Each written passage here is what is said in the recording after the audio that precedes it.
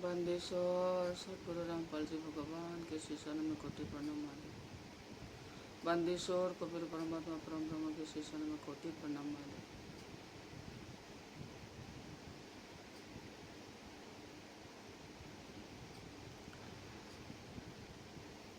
आज मैं मद्भागवत गीता के बारे में बोलने जा रही हूँ। जो ज्ञान गंगा गीता तेरा अमृत खरीदा तो है, पढ़ा नहीं। असल में यहाँ क्या क्या मानिक मणि मुक्ता है, आज मैं पाठ करने जा रही हूँ परमात्मा के दया से। क्या क्या है और उससे पहले श्रीमद् भागवत गीता के बारे में कुछ कहना चाहूँगी मैं।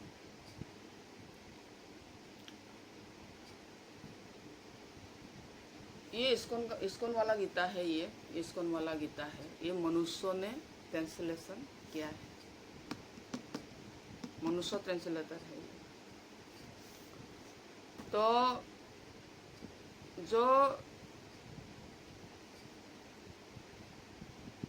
श्रीमद् भागवत गीता का जो मनुष्यों ने जो ट्रांसलेशन किया है गीता का,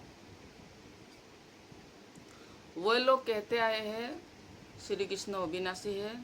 गीता का ज्ञान श्री कृष्ण ने दिया और श्री कृष्ण अविनाशी है, वही परमात्मा है, ये बोलते आए हैं ट्रांसलेशन के द्वारा। तो श्रीमद् भागवत गीता में खुद गीता ज्ञानदाता ने बोला है कि हे अर्जुन, तेरे और मेरे तो बहुत से जन्म हो चुके हैं, वो तू नहीं जानता, मैं जानता हूँ। खुद श्रीमद् भागवत गीता ज्ञानदाता ने खुद कहा है, अगर मनुष्य श्रीमद् भागवत गीता को जिन जिन मनुष्यों ने ट्रांसलेशन किया है उन लोगों को बोल रही हूँ, अगर उन लोगों के हिसाब से अगर श्री कृष्ण ने गीता बोला है तो खुद वो गीता के अंदर ने बोला है कि हे अर्जुन, तेरे और मेरे बहुत से जन्म हो चुके हैं, जो तू नहीं जानता मैं जानती हूँ। बहुत से जन्म मतलब बहुत बार जन्मा, बहुत बार मारा, बहुत बार जन्मा, बहुत बार मारा। बहुत बार जन्म ऐसे नहीं हो सकता, मरना पड़ेगा, उसके बाद जन्म होता है। एक जन्म होने के बाद मौत के घाट उतारने के बाद ही दूसरे जन्म आते हैं। ये तो सबको पता है ना, ये कॉमन सेंस है, कॉमन की बात है। तो बहुत से जन्म मतलब बहुत बार मरा है। स्वयं गीता ज्ञानदाता ने बोला है, हे अर्जुन, तेरे और मेरे बहुत से जन्म हो चुके हैं, तू नहीं जानता मैं जानता हूँ। तो खुद गीता ज्ञानदाता ने प्रूफ कर दिया है कि वो गीता ज्ञानदाता अविनाशी नहीं है, वो नाशवान है। और जो श्रीमद् भगवत गीता का जो ट्रांसलेशन किया है, मनुष्यों ने जो ट्रांसलेशन किया है श्रीमद् भगवत गीता को, जो ट्रांसलेशन किया है मनुष्यों ने, उन लोग तो श्रीमद् भगवत गीता ट्रांसलेटर ने तो जो मनुष्यों ने किया है ट्रांसलेशन, वो मनुष्यों ने तो कहते आए हैं कि श्री कृष्ण अविनाशी है, श्री कृष्ण परमात्मा है। अरे स्वयं गीता ज्ञानदाता ने बोला है ना, तेरे और मेरे, हे अर्जुन, तेरे और मेरे बहुत से जन्म हो चुके हैं, तू नहीं जानता मैं जानता हूँ। तो वो लोग संस्कृत का पंडित है, संस्कृत जानते हैं, तो वो लोग क्या संस्कृत के लैंग्वेज में क्या बोला है, संस्कृत के श्लोक में क्या बोला है, उसको पता क्यों नहीं है? पता होना चाहिए था ना। अगर इतना ही संस्कृत जानते हैं, इतने संस्कृतों के पंडित है, उन लोग को जानना चाहिए था ना इस ट्रांसलेशन को। तो कितने आप लोगों की ट्रांसलेशन की गलत की वजह से कितना पूरी धरती के लोगों को आप लोग गुमराह कर दिए हैं। कितना गुमराह किया। ये गुमराह करना बहुत बड़ी पाप है। किसी को गुमराह नहीं करना है इस तरह से। आप लोगों के गुमराहों की वजह से जो परमात्मा ने खुद सही मीनिंग बता के जो भक्ति विधि दी है, उसको ही उंगली करना शुरू कर दिया है लोगों ने। इतना गुमराह करके रख दिया आप लोगों ने, गलत ट्रांसलेशन करके। ये बुरी बात है। स्वयं श्रीमद् भागवत लोग तो ट्रांसलेशन पर ऊपर ही डिपेंड करके रहते हैं ना, तो क्या करके रख दिया है आप लोगों ने? की करी रखी से श्रीमद् भागवत गीता শ্ৰীমদ ভাগৱত গীতা জ্ঞানদাতাই নিজে কৈছে, হে অৰ্জুন, তোমাৰ আৰু মোৰ বহুতবাৰ জন্ম হৈ গৈছে, তুমি নাজানা, মই জানো। আৰে বহুতবাৰ জন্ম কেনেকৈ হ'ব পাৰে? জন্ম হ'ব আৰু মৰিব, জন্ম হ'ব আৰু মৰিব, তেতিয়াহে বহুতবাৰ যিমানবাৰ জন্ম হয় সিমানবাৰ মৃত্যুও হ'ব লাগিব না। তো নিজে গীতা জ্ঞানদাতাই প্ৰমাণ কৰি গৈছে, মুখেদি কৈ গৈছে যে হে অৰ্জুন, তোমাৰ আৰু মোৰ বহুতবাৰ জন্ম হৈ গৈছে, তুমি নাজানা, মই জানো বুলি কৈছে। আৰু ইয়াৰ দ্বাৰা প্ৰমাণ হৈছে যে গীতা জ্ঞানদাতা অবিনাশী নহয়, নাশবান হয়। এইটো দ্বাৰা প্ৰমাণ হৈছে। নাশবান কাৰণেতো মৰিছে, বহুতবাৰ মৰিছে, বহুতবাৰ জন্ম হৈছে, নাশবান কাৰণে, অবিনাশী নহয়। কিন্তু যিবিলাক মনুষ্য ধৰ্মগুৰুবিলাকে বা শাস্ত্ৰ বিৰোধ সাধনা মানে মন মানা আচৰণ কৰা যিবিলাক সাধু সন্ত সন্যাসী মহন্ত আছে আৰু যিবিলাক মানে মনুষ্য ধৰ্মগুৰু আছে, তেওঁলোকে শ্ৰীকৃষ্ণক অবিনাশী বুলি কৈ আহিছে। এই শ্ৰীমদ ভাগৱত গীতাৰ মনুষ্যবিলাকে ট্ৰেঞ্চলেশ্যনবিলাক চাব, অবিনাশী বুলি কৈ আহিছে শ্ৰীকৃষ্ণক, পৰমাত্মা বুলি কৈ আছে। আৰে স্বয়ং কি তেওঁলোকে কি শ্ৰীমদ ভাগৱত গীতাখনৰ কি সংস্কৃত চুকবিলাক পঢ়া নাছিলে নেকি? আৰু কৈছে যে সংস্কৃতৰ পণ্ডিত হয়, জ্ঞানী হয়। যদি সংস্কৃতৰ পণ্ডিত হয়, জ্ঞানী হয়, তেতিয়াহ'লে সংস্কৃতৰ শ্লোকবিলাকত কি কৈছে জানিব পাৰিব লাগিছিলে। কিয় ইমান কৰোৰ লোকক মানে গোটেই বিশ্ববাসীক ভ্ৰমিত কৰিছে, বিপথে পৰিচালনা কৰিছে, বিপথে পৰিচালনা কৰি মৃত্যুৰ মুখত ঠেলিছে, বেমাৰৰ মুখত ঠেলিছে, মানুহবিলাকক জীৱ চৰাচিত ঠেলিছে। বেয়া কথা নাই এইবিলাক। গতিকে ক'ত লিখা আছে যে শ্ৰীকৃষ্ণ অৰ্থাৎ আপোনালোকৰ মতে শ্ৰীকৃষ্ণ জগতৰ মানুহৰ কাৰণে শ্ৰীকৃষ্ণই গীতা জ্ঞান দিছে। গতিকেলৈ শ্ৰীকৃষ্ণ তাৰমানে গীতা জ্ঞানদাতা যে নাশবান হয়, অবিনাশী নহয়, নিজে স্বীকাৰ কৰি গৈছে, নিজে কৈ গৈছে শ্ৰীমদ ভাগৱত গীতাত। তো শ্ৰীমদ ভাগৱত গীতাত কোনটো শ্লোকত গীতা জ্ঞানদাতাই নিজকে অবিনাশী বুলি কৈছে, কি নাশবান বুলি কৈছে, অবিনাশী নহয় বুলি কৈছে? অবিনাশী নহয় বুলি কৈছে, নাশবান বুলি কৈছে। তো সেই শ্লোকটো মই আজি পাঠ কৰি দিব ওলাইছোঁ, পৰমাত্মা কি দয়া আছে। গীতা জ্ঞানদাতা যে নাশবান হয়, অবিনাশী নহয়, স্বয়ং গীতা জ্ঞানদাতাই নিজ মুখেৰে কৈ গৈছে। তো শ্ৰীমদ ভাগৱত গীতা যিমানে মানে ট্ৰেঞ্চলেশ্যন কৰিছে, ট্ৰেঞ্চলেটৰ যিবিলাক মনুষ্য ট্ৰেঞ্চলেটৰৰ কথা কৈছোঁ, সেইবিলাকে কি কৈছে আপোনালোকে চাব, শ্ৰীকৃষ্ণক পৰমাত্মা বনাই থৈছে, অবিনাশী বনাই থৈছে। কিন্তু স্বয়ং ইফালে আকৌ শ্ৰীমদ ভাগৱত গীতা জ্ঞানদাতাই নিজেই স্বীকাৰ কৰিছে, নিজেই মুখেৰে কৈছে যে হে অৰ্জুন, তেৰে অৰ মেৰে, তোমাৰ আৰু মোৰ বহুতবাৰ জন্ম হৈ গৈছে, তুমি নাজানা, মই জানো। আৰু কোনটো অধ্যায়ত কোনটো শ্লোকত লিখা আছে শ্ৰীমদ ভাগৱত গীতাত, মই আজি পাঠ কৰিব গৈ আছোঁ, পৰমাত্মা কি দয়া আছে। গীতা অধ্যায় 4 শ্লোক 5, গীতা অধ্যায় 2 শ্লোক 12, গীতা অধ্যায় 4 শ্লোক 5, গীতা অধ্যায় 10 শ্লোক 2। এইকেইটাকত নাশবান বুলি কৈছে নিজকে গীতা জ্ঞানদাতাই, নিজকে নাশবান বুলি স্বীকাৰ কৰিছে, অবিনাশী নহয়। অথচ মনুষ্যবিলাকে যিবিলাক ট্ৰেঞ্চলেশ্যন কৰিছে শ্ৰীমদ ভাগৱত গীতাৰ, সেইবিলাকত চব শ্ৰীকৃষ্ণক অবিনাশী বনাই থৈ দিছে, অৰ্থাৎ গীতা জ্ঞানদাতাক অবিনাশী বনাই থৈ দিছে। অবিনাশী মানে নাশবান নহয় বনাই থৈ দিছে সিহঁতে। বেয়া কথা নাই এইবিলাক।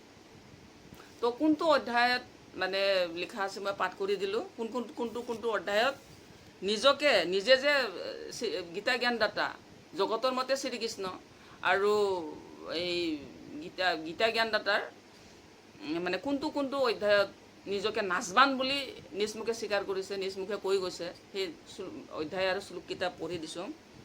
গীতা অধ্যায় 2 শ্লোক 12, গীতা অধ্যায় 4 শ্লোক 5, গীতা অধ্যায় 10 শ্লোক 2। নিজকে নাশবান বুলি নিজে স্বীকাৰ কৰি গৈছে, নিজে নিজ মুখে কৈ গৈছে। আৰু আপোনালোকে মন মানা আচৰণ কৰি জগতৰ মানুহৰ কথা কৈছোঁ, মন মানা আচৰণ কৰি শাস্ত্ৰ বিৰোধ সাধনা কৰি পেলাই, ভক্তিবিধি জ্ঞান প্ৰচাৰ কৰি পেলাই, শাস্ত্ৰ বিৰোধ জ্ঞান প্ৰচাৰ কৰি পেলাই, শাস্ত্ৰ বিৰোধ মন মানা আচৰণ জ্ঞান প্ৰচাৰ কৰি পেলাই মন মানা জ্ঞান প্ৰচাৰ কৰিছে আপোনালোকে। নিজে নিজে বনাইছে অবিনাশী শ্ৰীকৃষ্ণক আপোনালোকে। গীতাততো শ্ৰীকৃষ্ণ বা গীতা জ্ঞানদাতাক অবিনাশী বুলি ক'তোৱে নাই গীতাত, নাচবান বুলিয়ে আছে। আপোনালোকে নিজে নিজে মন মানা আচৰণ কৰি শাস্ত্ৰৰ বিৰোধ সাধনা কৰি পেলাই আপোনালোকে কি কৰিছে, শ্ৰীকৃষ্ণক অবিনাশী বনাই থৈ দিছে। অবিনাশী বনাই পেলাই কি কৰিছে, তেওঁকে পৰমাত্মা বনাই থৈ দিছে। এইটো আপোনালোকৰ মন মানা আচৰণ হয়, এইটো শাস্ত্ৰ বিৰোধ জ্ঞান প্ৰচাৰ হয় আপোনালোকৰ। তো শাস্ত্ৰ বিৰোধ জ্ঞান প্ৰচাৰ কৰা আৰু মন মানা আচৰণ কৰা তেওঁৰ এটাই ৰাস্তা, কাল ব্ৰহ্ম চৈতন্য মুখত নৰকৰ আগত কাল ব্ৰহ্ম চৈতন্য পূজন হৈ পেলাই জীৱ চৰাচিত যোৱা, এটাই ৰাস্তা সিহঁতৰ।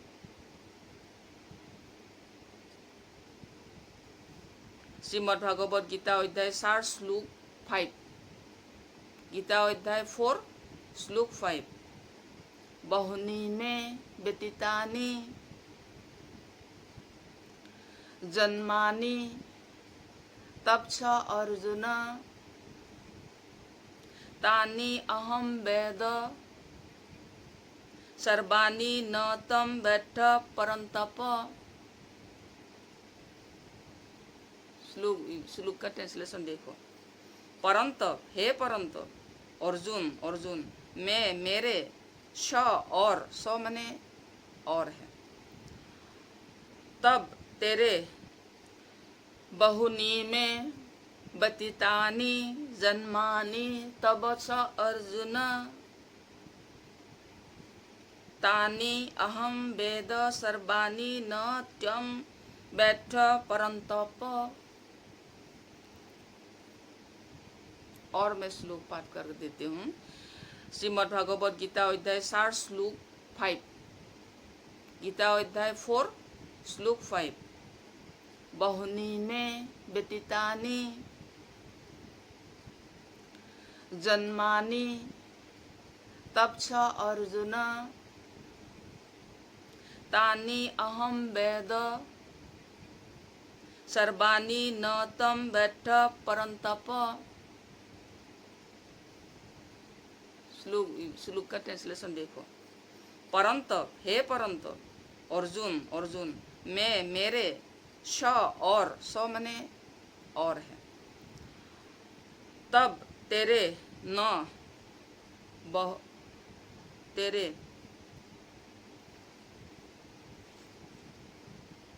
और मैं पाठ कर देती हूँ अगेन से थोड़ा।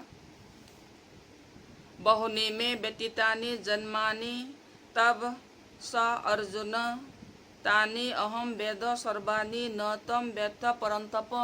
और ट्रांसलेशन अभी मैं पाठ कर देती हूँ। परंतप, हे परंतप, अर्जुन अर्जुन, मैं मेरे, स और, तब तेरे, बहुनी बहुत से, जन्मानि जन्म, व्यतीतानि हो चुके हैं, तानि उन, सर्वाणि सबको, त्वम तू, न नहीं, बैठ जानता, अहम मैं वेद जानता हूँ। अर्थात मैं पूरी भाव को पढ़ देती हूँ परमात्मा की दया से। हे परंतप अर्जुन, मेरे और तेरे बहुत से जन्म हो चुके हैं, उन सबको तू नहीं जानता, मैं जानता हूँ। देखो, गीता ज्ञानदाता ने स्वयं बोला, हे अर्जुन, हे परंतप अर्जुन, मेरे और तेरे बहुत से जन्म हो चुके हैं, उन सबको तू नहीं जानता, मैं जानता हूँ। आप बोलिए, आप लोग, आप बोलते हो ना गीता पढ़ते हो, जब गीता तेरा ज्ञानामृत हम लोग देने के लिए जाते हो तो क्या बोलते हो, हम लोगों के पास गीता है, हम रोज गीता पढ़ते हैं, तो इसलिए हम नहीं लेंगे। बहुत आप लोग ये गीता तेरा ज्ञान अमृत जो भी हम लोग सेवा करने के लिए, आप लोगों के कल्याण के लिए, ताकि आप लोगों का जीव स्वराशि से मुक्त हो जाए, मृत्यु से मुक्त हो जाए, मोक्ष को प्राप्त कर ले, रोग व्याधि से मुक्त हो जाए। हाँ, तो इसीलिए इस जन कल्याण मिशन के लिए हम लोग ये सेवा करने के लिए जाते हो। तो बोलते हो, क्या बोलते हैं, हम लोग के पास गीता है, हम लोग रोज गीता पढ़ते हैं। तो किसकी गीता पढ़ते हो आप लोग? इस्कॉन वाले या जगत के मनुष्यों ने जो ट्रांसलेशन किया है? कितने जगह पर गलत ट्रांसलेशन हुआ है पता है आप लोगों को? जगत ने जो ट्रांसलेशन किया है, जब ये सही सही ट्रांसलेशन जहाँ पर है, तो आप लोग क्या बोलते हो, हम लोगों के पास गीता है, हम लोग पढ़ लिए हैं।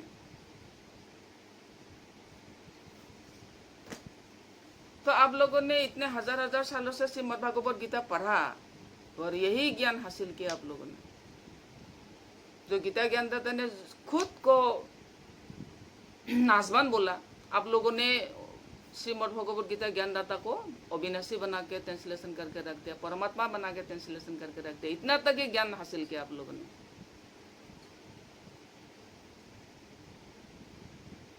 अभी तो आप लोगों को पता लगा कहाँ गीता ज्ञानदाता ने खुद को नासवान कहा है।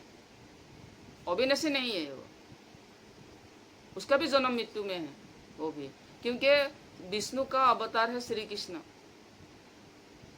है ना, वही राम अवतार लिया।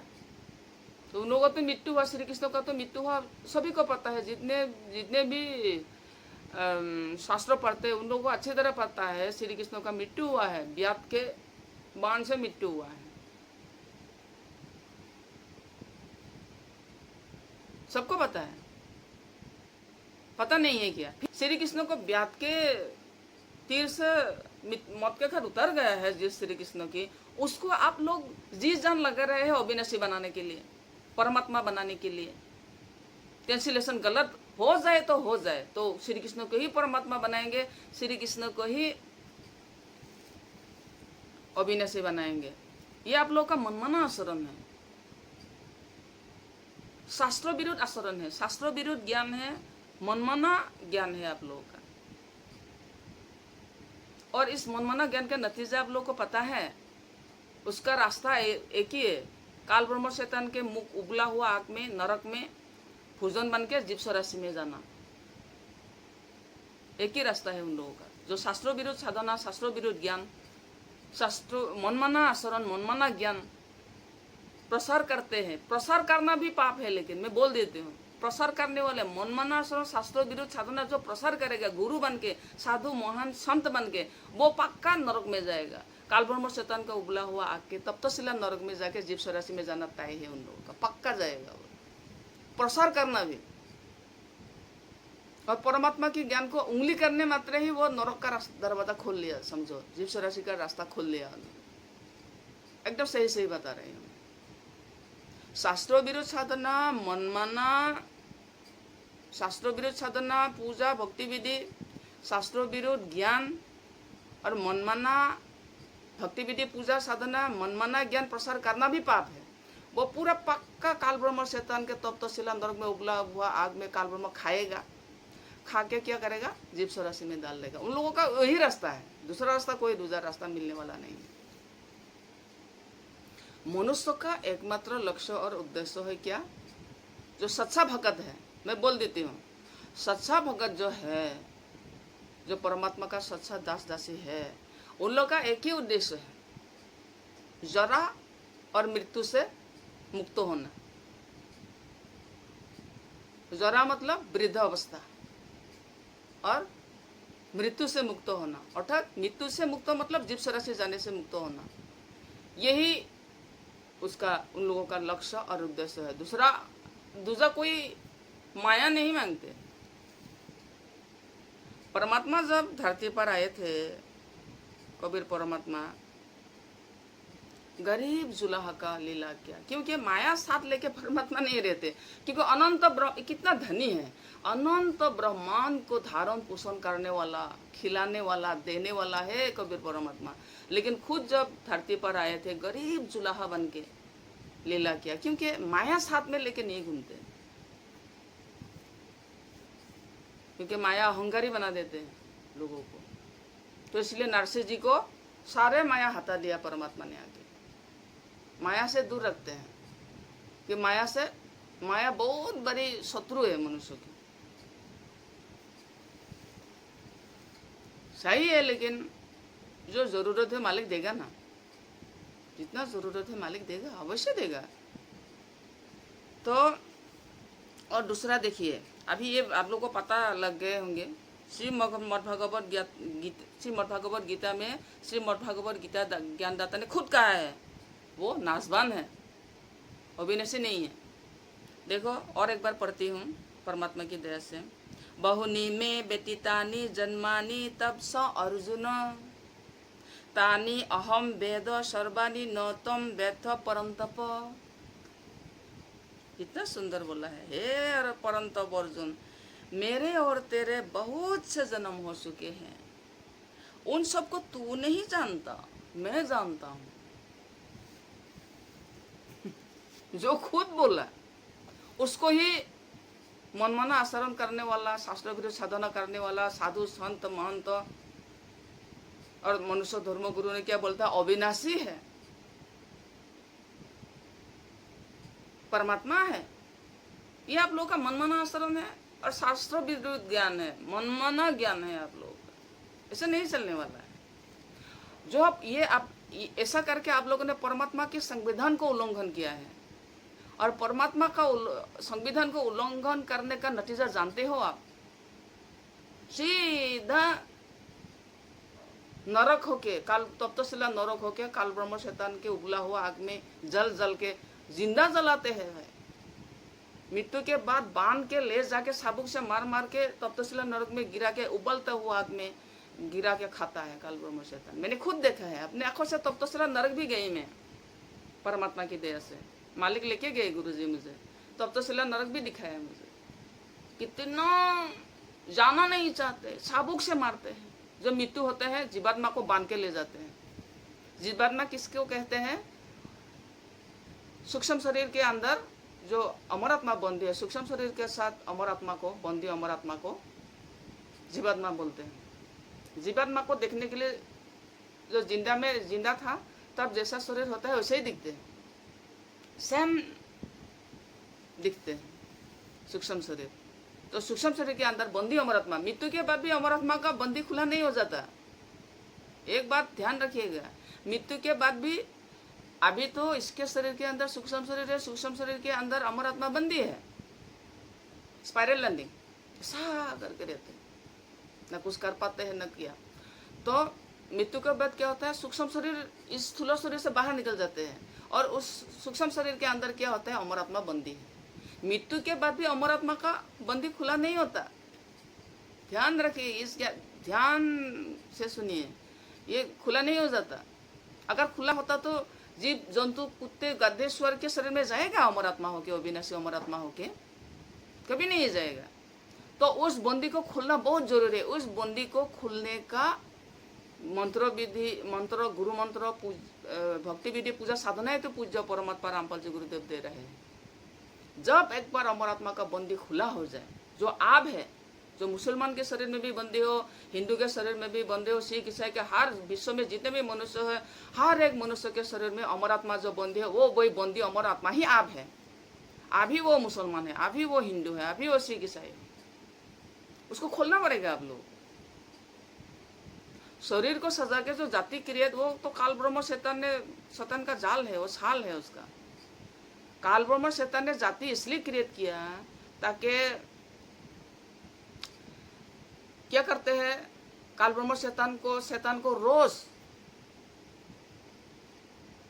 1 लाख मनुष्य खाते हैं, रोज आहार से मनुष्य खाते हैं, रोज 1 लाख, मिनिमम 1 लाख मृत्यु होते हैं धरती में से, और ज्यादा भी खा लेते हैं, लेकिन मिनिमम एक रहते हैं, 1 लाख होना ही है। सारे विश्व से खा जाते हैं, तप्तशिला नरक में उबला हुआ आग में मृत्यु के बाद ले जाके वो खाते हैं और 1.25 लाख उत्पन्न करते हैं। वो 1 लाख डेली लगे काल ब्रह्म शैतान खाबो कारण, 1 लाख काल ब्रह्म शैतान खाबो कारण 1 लाख मनुष्य लगे আৰু 1 লাখতকৈ বেছিও খাই দিয়ে কিন্তু মিনিমাম এটা ৰেট আছে 1 লাখ হ'বই লাগিব, তেতিয়াই পেট ভৰে তাৰ মানুহ খাই পেলাই।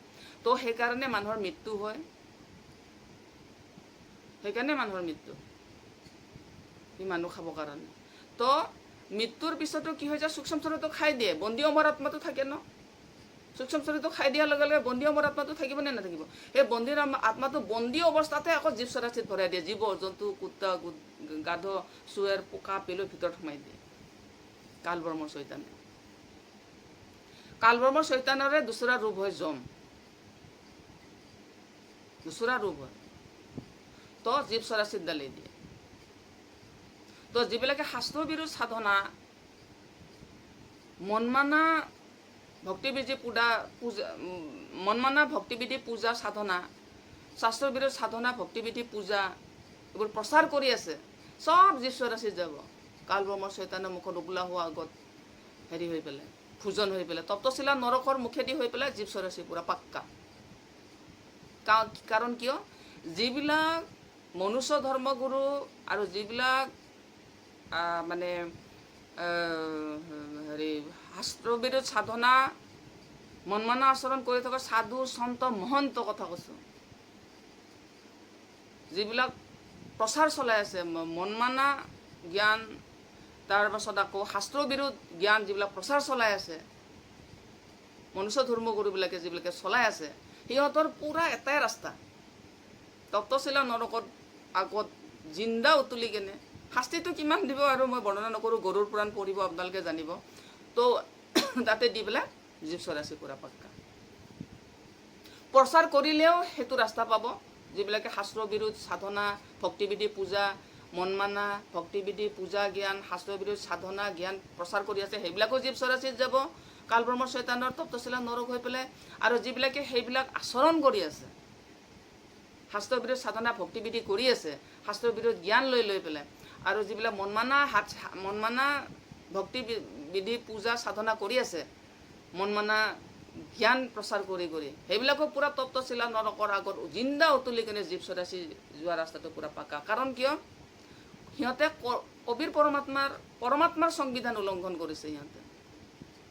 অৰ্থাৎ কাৰ এজেণ্ট হৈছে, কালব্ৰহ্ম চৈতানৰ এজেণ্ট হৈছে সিহঁতে। কালব্ৰহ্ম চৈতানৰ কি হৈছে, ভকত হৈছে। কালব্ৰহ্ম চৈতানৰ সিহঁতে কি হৈছে, কি বুলি ক'ম সিহঁতক, ভকত। কালব্ৰহ্ম চৈতানৰ মানে এজেণ্ট। তো বহুত পাপ লাগে। শাস্ত্ৰবিৰোধ জ্ঞান, শাস্ত্ৰবিৰোধ ভক্তিবিধি পূজা সাধনা, মনমানা জ্ঞান, মনমানা পূজা ভক্তিবিধি সাধনা পাপ লাগে। প্ৰচাৰ কৰাও পাপ, আচৰণ কৰাও পাপ। সিহঁতৰ এটাই ৰাস্তা, তপ্তশিলা নৰকত উবলা হোৱা আগত জ্বলি পেলাই জীৱ চৰাচি যোৱাটো পূৰা তাই। তো আকৌ এটা পাঠ পঢ়ি দিছোঁ মই, পৰমাত্মা কি দয়া আছে, দেৱী পুৰাণ। বিষ্ণুৰ অৱতাৰ হ'ল শ্ৰীকৃষ্ণ। ব্ৰহ্মা বিষ্ণু মহেশ্বৰ যে নাচবান হয়, অবিনাশী নহয়, সেইটো মই দেৱী পুৰাণ পাঠ কৰি দিছোঁ, পৰমাত্মা কি দয়া আছে পাঠ কৰি দিছোঁ মই। শ্ৰী দেৱী মহাপুৰাণ, तीसरे स्कंद अध्याय 4-5 पृष्ठा होल 138। निकल लीजिए आप लोग। श्री देवी पुराण तीसरे खंड तृतीय स्कंद तारमाने अध्याय 4 और 5 और पेजটো হ'ল पेज नम्बरটো হৈছে 138। ওলাই লওক আপোনালোকে। তাত ব্ৰহ্মা বিষ্ণু মহেশ্বৰে নিজে স্বীকাৰ কৰিছে যে তেওঁলোক নাচবান হয়, অবিনাশী নহয়, নিজে স্বীকাৰ কৰি গৈছে। মই পাঠ কৰি দিছোঁ পৰমাত্মাৰ দয়াত। 138 पेज। संक्षिप्त देवी भागवत तीसरा स्कंद। सूर्य जगत को प्रकाशित करता है, तुम शुद्ध स्वरूपा हो। पहले से पढ़ देती हूँ, थोड़ा पीछे से पढ़ देती हूँ। तुम शुद्ध स्वरूप देवी दुर्गा को बोल रहे हैं। देवी दुर्गा को स्तुति कर रहे हैं। कैसे स्तुति कर रहे हैं बोलो, देखो। तुम शुद्ध स्वरूपा हो, यह सारा संसार तुम्ही से उद्भासित हो रहा है। मैं ब्रह्मा और शंकर, हम सभी तुम्हारी कृपा से विद्यमान है। हमारा आविर्भाव और तिरुभाव हुआ करता है। आविर्भाव माने जन्म, तिरुभाव माने मृत्यु। केवल तुम ही नित्य हो, जगत जननी हो, प्रकृति और सनातनी देवी हो। आप बोलो, तुम शुद्ध स्वरूप हो। दुर्गा को प्रे कर रहे हैं, क्या बोल के देखो, तुम तो शुद्ध स्वरूपा हो, यह सारा संसार तुम्ही से उद्भासित हो रहा है। मैं ब्रह्मा और शंकर, शिव जी मतलब, हम सभी तुम्हारे कृपा से विद्यमान है। हमारा आविर्भाव और तिरुभाव, जन्म, आविर्भाव और तिरुभाव मतलब जन्म और मृत्यु हुआ करता है। स्वयं बोला है, केवल तुम ही नित्य हो, जगत जननी हो, प्रकृति और सनातनी देवी हो। भगवान शंकर बोले, भगवान शंकर बोले, देवी दुर्गा को बोला, देवी यदि महाभाग विष्णु तुम्ही से प्रकट हुए हैं तो उनके बाद उत्पन्न होने वाला ब्रह्मा भी तुम्हारे ही बालक हुए। फिर मैं तमोगुनी लीला करने वाला शंकर क्या तुम्हारे संतान नहीं हुआ? अर्थात मुझे भी उत्पन्न करने वाला तुम ही हो। शिवे, संपूर्ण संसार की सृष्टि करने में तुम ही बड़ी चतुर हो। आप बोलिए, खुद ब्रह्मा विष्णु महेश्वर खुद बोल रहे हैं, उन लोगों का आविर्भाव होते हैं, तिरुभाव होते हैं, जन्म होते हैं, मृत्यु होते हैं। वो लोग नासवान है, वो लोग अविनाशी नहीं है, खुद बोला है। और जो मनुष्य, जो धर्मगुरु है, जो मनुष्य, जो शास्त्र विरोध साधना भक्ति करने वाला, जो साधु संत सन्यासी मनुष्य महंत है, उन लोगों ने वही ब्रह्मा विष्णु महेश्वर को अविनाशी बनाने की मनमाना आचरण कर रहा है, मनमाना ज्ञान प्रसार कर रहा है। ब्रह्मा विष्णु महेश्वर को अविनाशी कह के, परमात्मा कह के मनमाना ज्ञान, मनमाना भक्ति विधि पूजा साधना वो प्रसार भी कर रहे हैं, खुद भी कर रहे हैं। आप बोलिए,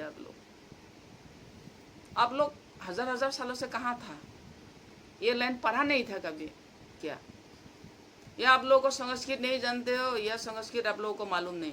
आप लोग तो बोलते हो संस्कृत के बड़े बड़े विद्वान हो, बड़े बड़े पंडित हो, तो इस लाइन को तो आप लोगों को क्यों मालूम नहीं हुआ? आप लोगों को ब्रह्मा विष्णु महेश्वर खुद बोला है वो लोग नासवान है। और मनुष्य धर्मगुरु और शास्त्र विरुद्ध भक्ति साधना पूजा ज्ञान प्रसार करने वाला साधु महंत सन्यासी जो है, वो लोग ब्रह्मा विष्णु महेश्वर को अविनाशी बनाने के लिए, परमात्मा बनाने के लिए तुले हुए हैं। जी जान लगा रहा है गुरु जी को उंगली कर करके। क्यों ऐसा किया आप लोगों ने? क्या आप लोगों ने कभी भी शास्त्र नहीं पढ़ा? देवी महापुराण नहीं पढ़ा क्या? कभी भी श्रीमद् भगवत गीता कभी भी नहीं पढ़ा क्या? हम लोग तो ऐसे लग रहा है अभी। आप लोगों ने कभी श्रीमद् भगवत गीता नहीं पढ़ा, श्री देवी महापुराण नहीं पढ़ा, और इस सब अगर पढ़ाए नहीं आप लोगों ने, आप लोग संस्कृत का पंडित कैसे हुए? संस्कृत का विद्वान कैसे हुए आप लोग? और आते हो गुरु जी को उंगली करने के लिए।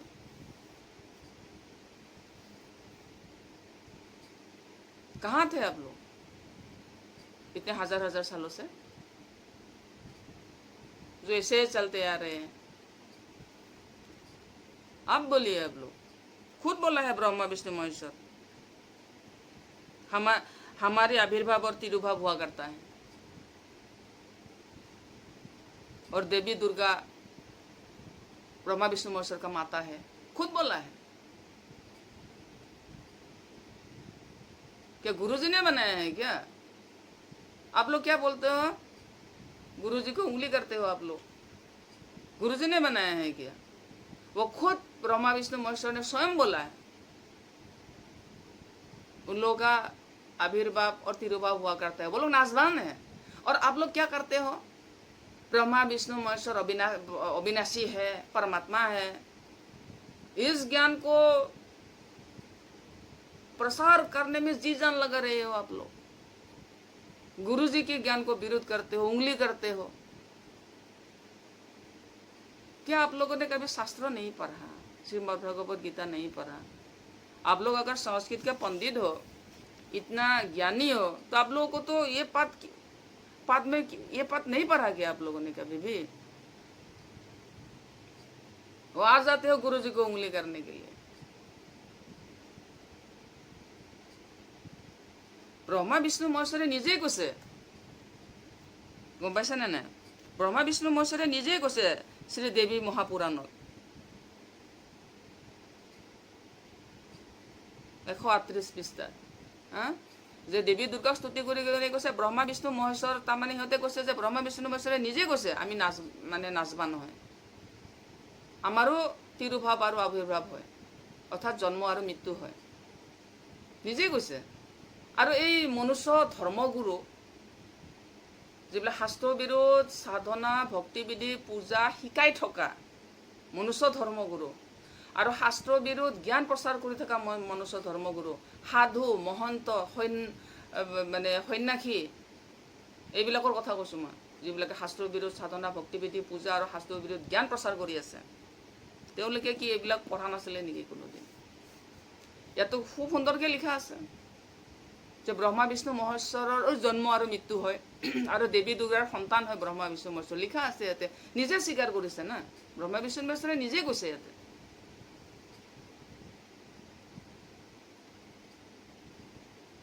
তো যিবিলাক নিজে স্বীকাৰ কৰিছে, আৰু শ্ৰীকৃষ্ণই মানে শ্ৰীকৃষ্ণ আপোনালোকৰ মতে শ্ৰীকৃষ্ণ গীতা জ্ঞানদাতাই নিজে স্বীকাৰ কৰিছে তেওঁ নাচবান হয়, ব্ৰহ্মা বিষ্ণু মহেশ্বৰে নিজে স্বীকাৰ কৰিছে নাচবান হয়। আৰু মনুষ্য ধৰ্মগুৰুবিলাকে কি কৰিছে? ব্ৰহ্মা বিষ্ণু মহেশ্বৰ শ্ৰীকৃষ্ণকে অবিনাশী বনাবৰ কাৰণে, পৰমাত্মা বনাবৰ কাৰণে শাস্ত্ৰ বিৰোধ জ্ঞান প্ৰচাৰ কৰি ভক্তিবিধি শাস্ত্ৰ বিৰোধ সাধনা ভক্তিবিধি পূজা কৰোৱাই মানুহবিলাকক, গোটেই বিশ্বৰ মানুহবিলাকক কি কৰিছে? কালব্ৰহ্ম চৈতন্য অবোলা হোৱা আগত তপ্তশিলা নৰকত মৰিব এৰি দি কেনে জীৱ চৰাচী যোৱাত ৰাস্তা ক্লিয়াৰ কৰি আছে। এইটোতো বেয়া কথা হৈছে না। ত্যাগ কৰক আপোনালোকে এইবিলাক। তপ্তশিলা নৰকত জিন্দা মৰা মানুহবিলাকক লৈ যাই পেলাই মৃত্যুৰ পিছত লৈ যাই কিনে জিন্দা উতলে। মই স্বয়ং দৰ্শন কৰিছোঁ তপ্তশিলা নৰক, কাৰণ মোকো তপ্তশিলা নৰকত লৈ যাই কিনে খাব চেষ্টা কৰিছিলে কালব্ৰহ্ম চৈতন্যই, কিন্তু পূজ্য পৰমাত্মা ৰামপালজী গুৰুদেৱে মোক তপ্তশিলা নৰকৰ পৰা উঠাই আনিছে। কবিৰ পৰমাত্মাই তপ্তশিলা নৰক লণ্ড বন্ধ কৰি দিছে মোৰ কাৰণে, আৰু বনাই লয় কালব্ৰহ্ম চৈতন্যই। তপ্তশিলা নৰকৰ যিটো জুইৰ কুণ্ডা থাকে ন, উবলি থকা আগ, যেনেকুৱা পৃথিৱীত যে আগ্নেয়গিৰি যে উদগিৰণ হয় যে জুইটো ছেম দেখা পায়, সেনেকুৱাই কিন্তু আগ্নেয়গিৰিত যিটো জুই ওলায়, লাভা ওলায়, একদম ছেম সেনেকুৱাই দেখা পায় তপ্তশিলা নৰকৰ হেৰিটো। উতলি থাকে একদম জুই, তাতে পেলাই দিয়ে মৃত্যুৰ পিছত, চাবুকেদি মাৰি মাৰি লৈ যায় মৰাৰ পিছত মানুহবিলাকক ধৰি পেলাই, কালদূত যমদূতবিলাকে। মই নিজে দৰ্শন কৰিছোঁ। কিয় আপোনালোকে শাস্ত্ৰ বিৰোধ ভক্তিবিধি সাধনা কৰোৱাই শাস্ত্ৰ বিৰোধ জ্ঞান প্ৰচাৰ কৰি বিশ্বৰ মানুহক বিভ্ৰান্ত কৰি পেলাই আপোনালোকক বিপথে পৰিচালনা কৰি কালব্ৰহ্ম চৈতন্য অবোলা হোৱা আগত ভোজন কৰাই পেলাই তৰ্পি মৰিবৰ কাৰণে জীৱ চৰাচীৰ দ্বাৰা মানে পঠাই আছে মানুহবিলাকক, বিশ্বৰ মানুহবিলাকক? কওক আপোনালোকে কিমান ডাঙৰ পাপ কৰ্ম কৰিছে এইবিলাক। আপোনালোকে ত্যাগ কৰক। যিবিলাক মনুষ্য ধৰ্মগুৰু আৰু যিবিলাক হেৰি শাস্ত্ৰ বিৰোধ সাধনা ভক্তিবিধি পূজা আৰু শাস্ত্ৰ বিৰোধ জ্ঞান প্ৰচাৰ কৰি মনুষ্য ধৰ্মগুৰু হৈছে, আৰু যিবিলাক সাধু মহন্ত সন্যাসী হৈছে, সন্ত হৈছে, সেইবিলাকক মই হাতযোৰ কৰি বিনতি কৰিছোঁ। আপোনালোকেতো নিজে কালব্ৰহ্ম চৈতন্য নৰকৰ আগত উবলিবই, আৰু বিশ্বৰ মানুহক আপোনালোকে কালব্ৰহ্ম চৈতন্যৰ উবলা হোৱা আগত মৃত্যুৰ পিছত জিন্দা জ্বলি তৰ্পি জিন্দা জ্বলি কেনে শাস্তি খোৱাৰ পিছত জীৱ চৰাচীত যোৱা ৰাস্তাবিলাক আপোনালোকে প্ৰদান কৰি আছে।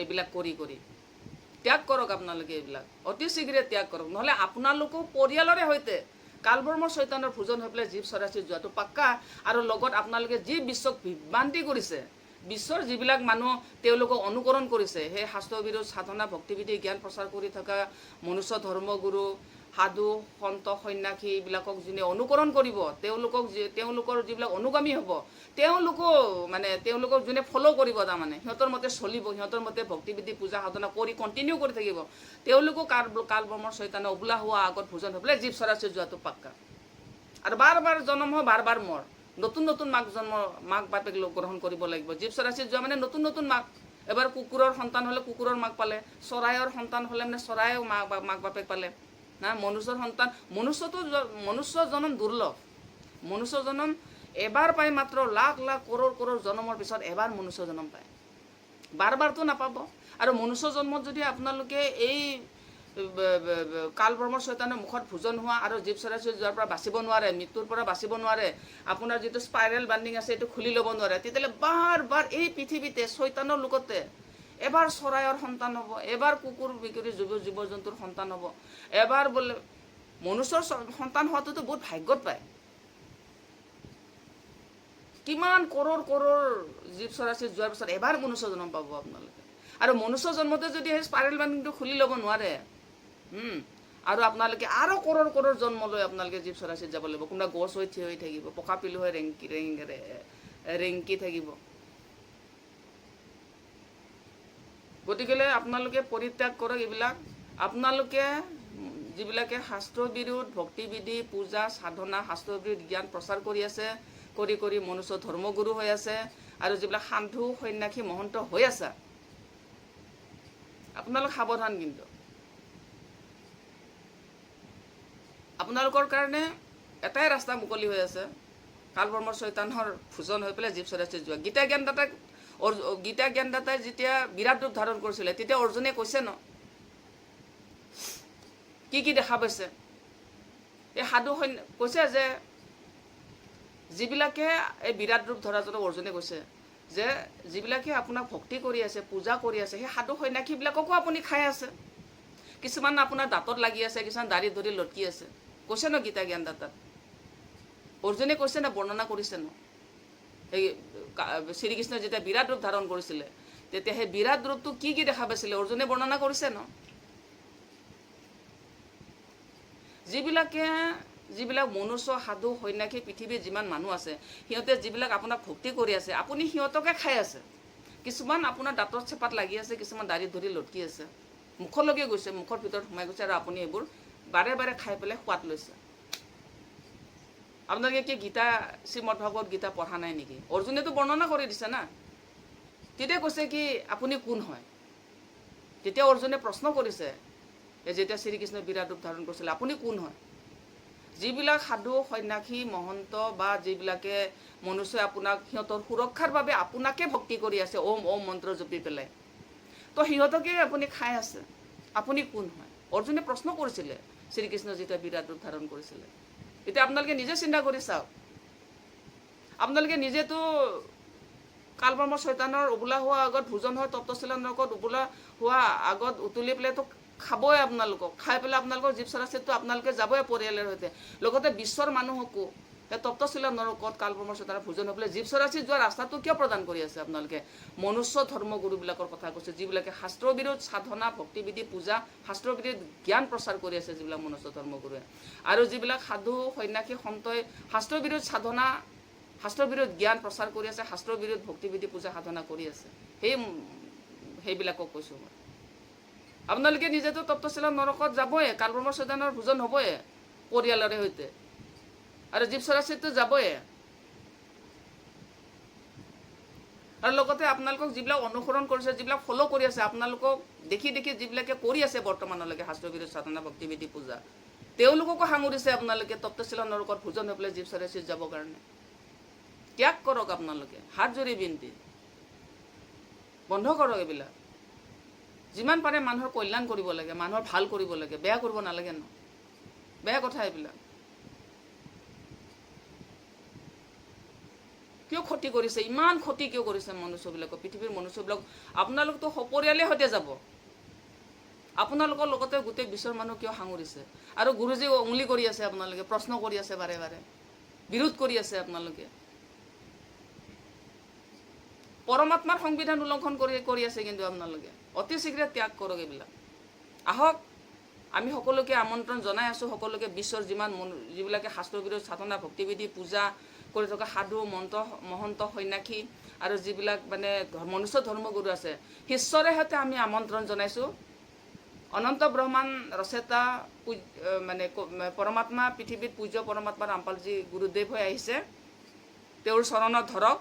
আৰু আপোনালোকে কালব্ৰহ্ম চৈতন্য ভোজন হোৱাৰ পৰা আৰু জীৱ চৰাচী যোৱাৰ পৰা পৰিয়ালতে বাচি আপোনালোকক যিবিলাকে অনুকৰণ কৰিছে, ফ'ল' কৰিছে, সেইবিলাককো আপোনালোকে বাচাওক আৰু আপোনালোকেও নিজে বাচক। মই হাত জোৰি বিনতি কৰিছোঁ আপোনালোকক, নৰকত নেপেলাব বিশ্বৰ মানুহবিলাকক, বাৰ বাৰ জন্ম, বাৰ বাৰ মৃত্যুৰ চক্ৰত নেপেলাব। শুধৰি যাওক আপোনালোকে। এতিয়া মই পাঠ কৰি দিলোঁ ক'ত শাস্ত্ৰত কি লিখা আছে। কাৰণ স্বয়ং ব্ৰহ্মা বিষ্ণু মহেশ্বৰ গীতা জ্ঞানদাতাই নিজে কৈছে নিজক নাচবান বুলি, অবিনাশী নহয় বুলি। আৰু আপোনালোকে তেওঁলোককে ব্ৰহ্মা বিষ্ণু মহেশ্বৰ আৰু শ্ৰীকৃষ্ণকে অবিনাশী হয়, কি বুলি কয় পৰমাত্মা হয় সজাব জান প্ৰাণ দিয়ে চেষ্টা কৰি আছে। কিয়? শ্ৰীকৃষ্ণ বিষ্ণুৰ অৱতাৰে ৰাম হয়, বিষ্ণুৰ অৱতাৰে শ্ৰীকৃষ্ণ হয়। স্বয়ং বিষ্ণুৱে ব্ৰহ্মা বিষ্ণু মহেশ্বৰে নিজকে নাচবান বুলি কৈছে। আৰু আপোনালোকে কিয় অবিনাশী বনাব জান প্ৰাণ দি আছে? দি পেলাই কিয় কাল ব্ৰহ্ম চৈতন্যৰ ভোজন হৈ পেলাই জীৱ চৰাচী যোৱা ৰাস্তাটো মুকলি কৰি লৈ আছে? নিজেতো গৈছে পৰিয়ালতে যাব আৰু গোটেই বিশ্বৰ মানুহক সাঙুৰিছে আপোনালোকে। শুধৰি যাওক, আহক। আমি আপোনালোকক আমন্ত্ৰণ জনাইছোঁ। আমাৰ পূজ্য পৰমাত্মা ৰামপালজী গুৰুদেৱৰ বিশ্বৰ সকলো ঠাইতে নামদান কেন্দ্ৰ আছে, আপোনালোকে আহি যাওক আৰু বাচক। কাল ব্ৰহ্ম চৈতন্যৰ উবোলা হোৱা আগত ভোজন হৈ পেলাই জীৱ চৰাচী যোৱাৰ পৰা বাচক, আপোনালোকেও বাচক, পৰিয়ালৰ সৈতে আৰু বিশ্বৰ মানুহখিনিকো বচাওক। নহ'লে কিন্তু আপোনালোকে পৰমাত্মাৰ সংবিধান উলংঘন কৰাৰ অপৰাধী হ'ব আৰু পুৰা জীৱ চৰাচীত যাব আপোনালোকে। জীৱ জন্তু এতিয়া ইমান ধুনীয়া মনুষ্য শৰীৰত আছে, ইচিত আছে, গাড়ীত ঘূৰিছে, কিমান ভাল ভাল ভোজন খাইছে। জীৱ জন্তু শৰীৰ পোৱাৰ লগে লগে কি খাব লাগিব নিজে চিন্তা কৰি চাওক আপোনালোকে। গছ গছনি হৈ থাকিলে কি কেনেকুৱা জীৱন হ'ব আপোনালোকে নিজে চিন্তা কৰি চাওক।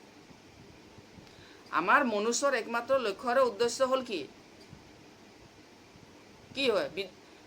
জৰা আৰু মৃত্যুৰ পৰা মুক্ত হোৱা। মৃত্যুটো বহুত ডাঙৰ সমস্যা, হিন্দু মুছলিম শিখ ইছাই চবৰে বহুত ডাঙৰ সমস্যাটো হ'ল মৃত্যু আৰু জৰা মানে হ'ল বৃদ্ধা অৱস্থা। বৃদ্ধা অৱস্থা কেনেকৈ প্ৰৱেশ কৰে শৰীৰত? এটা শক্তি আছে, এইটো কাল ব্ৰহ্ম চৈতন্যই পঠায়। শৰীৰত প্ৰৱেশ কৰাৰ লগে লগে বুঢ়াৰ নিচিনা শৰীৰবিলাক একদম কিবা হৈ যায়। প্ৰৱেশ কৰিব দিব নালাগে বৃদ্ধ অৱস্থা, মুখতো প্ৰৱেশ কৰিব দিব নালাগে, শৰীৰতো প্ৰৱেশ কৰিব দিব নালাগে বৃদ্ধ অৱস্থা, আহিবই দিব নালাগে কাষত। বৃদ্ধ অৱস্থা এটা বহুত ডাঙৰ অভিশাপ। তো প্ৰকৃত ভকতেও, যিবিলাক আমাৰ ভকত আছে, ভকতবিলাকৰো প্ৰকৃত লক্ষ্য আৰু উদ্দেশ্য জৰা আৰু মৃত্যুৰ পৰা মুক্ত হোৱাটোৱে মেইন আৰু মুখ্য উদ্দেশ্য হ'ব হয়, যিবিলাক প্ৰকৃত ভকত হয়। সংসাৰৰ কোনো বস্তুকে তেওঁলোকে লালচ নকৰে, ধন সম্পত্তি হওক, আৰু মায়াটো ল'ব নিবিচাৰে। আৰু যিবিলাকৰ সন্তান নাই, তেওঁলোকৰ নিচিনা ভাগ্যশালী মানুহ নাই, তেওঁলোক কাৰো ওচৰত ঋণী নহয়। বহুত ভাগ্যশালী মানুহ যিবিলাকৰ সন্তান নাই, তেওঁ বহুত সৌভাগ্যশালী মানুহ। बंदीश्वर सदगुरु रामपाल जी भगवान की जय हो। बंदीश्वर कबीर परमात्मा परम ब्रह्म की जय हो। मेरी हर गलती की माफ़ करना गुरु जी मालिक, मैं आपकी शरण में हूँ मालिक। आपकी शरण की ये शरीर आपकी शरण की धूल है, परमात्मा है गुरु जी। हमेशा आपकी शीशन के सुरक्षा साए में रखना दाता, हर गलती की माफ़ करते रहेगा मालिक। जय बंदीश्वर जय मालिक।